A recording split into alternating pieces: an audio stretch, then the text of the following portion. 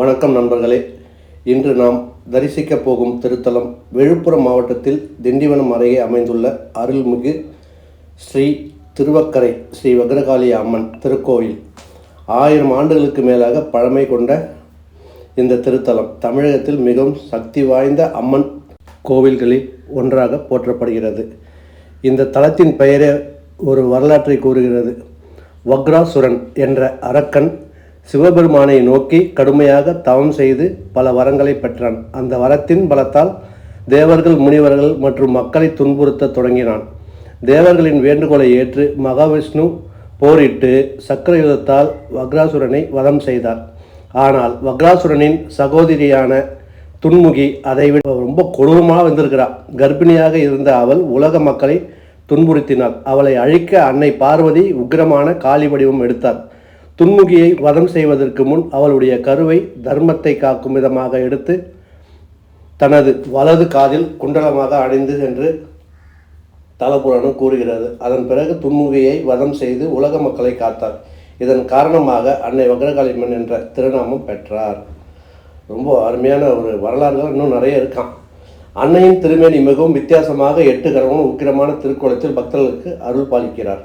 அன்னையை தரிசித்தாலே மனதில் தைரியம், தன்னம்பிக்கை, அமைதி பிறக்கும் என்று பக்தர்கள் நம்புகின்றனர். உண்மையிலே எனக்கு இந்த கோவிலுக்கு போயிட்டு வர்றதுக்கு எங்கள் சகோதரி கோவை சரளா சகோதரியும் என்னுடைய சகோதரி லலிதா குமாரி அவர்களுடன் சென்றிருந்தேன். எனக்கு நல்ல ஒரு வாய்ப்பு இதில் கிடைச்சிது.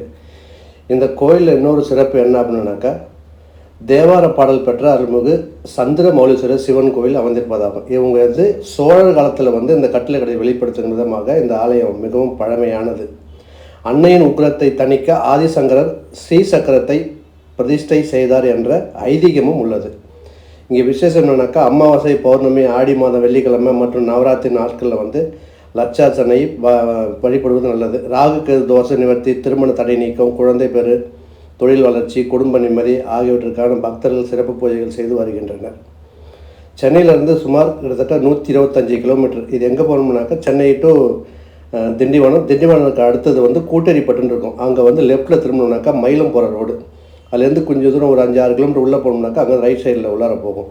சென்னையிலேருந்து போனால் ஒரு 3 மணி நேரத்தில் போயிடலாம். உண்மையிலே ரொம்ப சிறப்பு வாய்ந்தது. வாழ்க்கையில் ஒரு முறையாவது இந்த திருவக்கரை ஸ்ரீ வக்ரகாளியம்மன் தரிசிச்சுட்டு வாங்க. உண்மையிலே உங்களுக்கு ஒரு நல்லது நடக்கும், மாற்றங்களும் ஏற்படும். உண்மையிலே உங்களுக்கு உங்களுடைய வாழ்த்துக்கள். இந்த வீடியோ பிடித்திருந்தால் லைக் பண்ணுங்கள், உங்கள் நண்பர்களுக்கு பகிருங்கள். மேலும் இது போன்ற ஆன்மீக பயண வீடியோக்கள் ஹரிபயாஸ் சேனலை சப்ஸ்கிரைப் செய்து பாருங்கள். அது மட்டும் இல்லாமல் என்னுடைய சகோதரி லலிதா குமாரி அவங்க யாத்ரா டைம்னு சொல்லிட்டு, இப்போ நான்லாம் அவங்க கூட போனதால் இது போடுறேன். அவங்களும் ஆன்மீகத்தில் மிகவும் ரொம்ப ஈடுபாடு ரொம்ப அதிகமாக இருக்கும். அவங்களுடைய யாத்ரா டைமுடைய டிஸ்கிரிப்ஷனில் லிங்க் கொடுக்குறேன், பாருங்கள்.